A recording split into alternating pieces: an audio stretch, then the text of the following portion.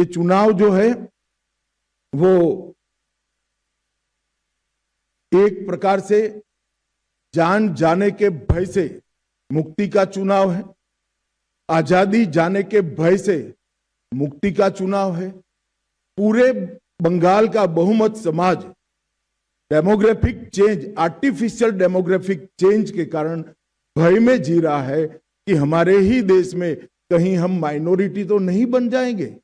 वो भय से मुक्ति का, अपनी संपत्ति के लूटने के भय से मुक्ति का चुनाव है, रोजगारी छीनने के भय से मुक्ति का ये चुनाव है, महिलाओं की सुरक्षा खतरे में है इसके भय से मुक्ति का चुनाव है, और युवाओं के भविष्य पर जो भय और अंधकार छाया है इसके मुक्ति का चुनाव।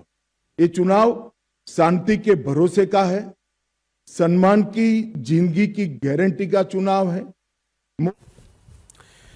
गृह मंत्री अमित शाह बंगाल में ममता बनर्जी पर उन्होंने एक चार्जशीट जारी की है और अभी वो बता रहे थे कि उनको पूरा विश्वास है कि बंगाल में इस बार भाजपा की सरकार आएगी। तो आइए इस पर अपने मेहमानों की राय जान लेते हैं। हम लोग अक्सर बंगाल के चुनाव पर आप लोगों का रेफरेंडम कराते हैं, तो आज क्या कहेंगे समीर जी?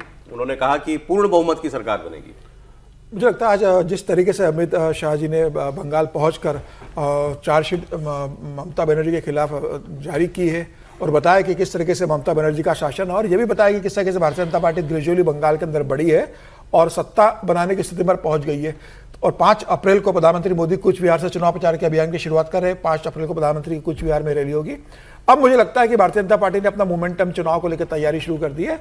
जो अमित भाई शाह ने आज जो कहा है अपने आरोप के अंदर, वो सारे कि भाई यहाँ पर क्या माइनॉरिटी बनने की स्थिति उत्पन्न हो गई है, हमारी जो जमीन है, जो हमारे जंगल है, जो हमारे संसाधन है, उसके ऊपर किसी दूसरे वर्ग का कब्जा, घुसपैठों का कब्जा होने का डर उत्पन्न हो गया है। रोजगार को लेकर जो परेशानी है, तो तमाम 15 साल के ममता बनर्जी की जो असफलता रही है और जिस तरीके से मां माटी मानुष के नाम पर ममता बनर्जी ने 15 साल शासन किया और उस दौरान जो भ्रष्टाचार, भय और अपराध बंगाल के अंदर बढ़ा है, आज बहुत अमित शाह जी ने सिलसिलेवार उस पर आरोप लगाए। और मुझे लग रहा है कि अब जब 4 मई को मतदान आएगा तो भारतीय जनता पार्टी सरकार बनाएगी। आपको लग रहा है? बिल्कुल। सर, समय कम है तो छोटा-छोटा कमेंट सर राहुल जी। देखिए, मुझे लगता है अगर बीजेपी जो है अपने जो स्ट्रांग वेस्टियंस है, नॉर्थ बंगाल और हिली एरियाज के जो वेस्टियन है, उससे बाहर निकल के बाकी जगह पर प्रदर्शन अच्छा कर पाई, साउथ बंगाल और ग्रेटर कोलकाता, तो जरूर किसी नतीजे में नहीं पहुंचे मन में।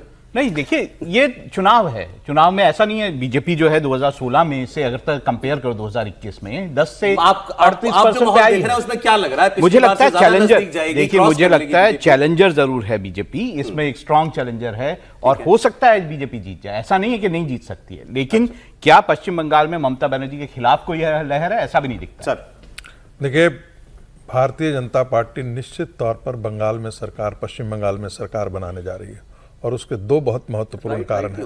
उसके 2 बहुत महत्वपूर्ण कारण है। उसका कारण भी मैं बता रहा हूं। जिस प्रकार से जितने वोट कटे हैं वो मूलतः ममता बनर्जी के बांग्लादेशी मुसलमान घुसपैठियों के वोट कटे हैं जी। और ये उनके वोटर थे। पिछले चुनाव और इसके बीच का अंतर यदि देख लें तो मुझे कोई संदेह नहीं रह जाता है कि यदि 4% का ये वोट पार्ट देती है भारतीय जनता पार्टी, जो इसके लिए 143 ऐसी लेजिस्लेटिव कंस्टिट्यूएंसी है जिसमें भारतीय जनता पार्टी 2 विधानसभा 4% वोट गेन करना है आप कह रहे हैं बीजेपी और सरकार में आ जाएगी। बिल्कुल। और आप कह रहे हैं होगा? बिल्कुल होगा। सर एक छोटा सर, इतना साफ तरीके से बयान जो है इलेक्शन कमीशन को लेकर टीएमसी या किसी विपक्षी पार्टी ने भी नहीं दिया कि एसआईआर में जितना वोट कटा है वो ममता बनर्जी का ही कटेगा। मैंने जोड़ा है बड़ा इशू हो सकता है, घुसपैठिए बड़ा इशू हो सकता था अगर असम की 10 साल की सरकार घुसपैठियों पर कुछ ठोस काम कर देती। सर, बंगाल का हिंदू हो सकता था। सर, बंगाल मतलब ये कहने के लिए कि देखो बंगाल में आएंगे हम, सरकार बनाएंगे तो घुसपैठियों को हटा देंगे। अगर असम में 10 साल में घुसपैठियों को निकाला होता भारतीय जनता पार्टी ने, अगर असम में किया होता तो यहाँ बोलने के लायक दम ठोक कर बोल सकते थे कि हमने ये काम किया है, यहाँ कर सकते हैं। आप बीजेपी आ सकती है सरकार में? स्ट्रॉन्ग कंटेस्ट में है, स्ट्रॉन्ग कॉन्टेस्ट हो रहा है। हाँ, स्ट्रॉन्ग कॉन्टेस्ट। पिछली बार से ज्यादा मजबूत लड़ाई है। पिछली बार से ज्यादा मजबूत। इनका पीछे वाला इनका निकाल लेते ना, तो उन्होंने कहा था कि कोई संभावना अभी दिख नहीं रही है। थोड़ा विजय जी थोड़ा सा आगे आए हैं। नहीं, वो बल्कि वो पीछे चले गए। अमित शाह जी जो बोल रहे थे कि 2/3 होगा, दिसंबर में उन्होंने बोला 2/3 से सरकार आएगी। अब पूर्ण बहुमत पर आ गए, हो सकता है आगे कहे कि हम सरकार बनाएंगे। याद नहीं होगा कि मैंने 2/3 बोला। 2/3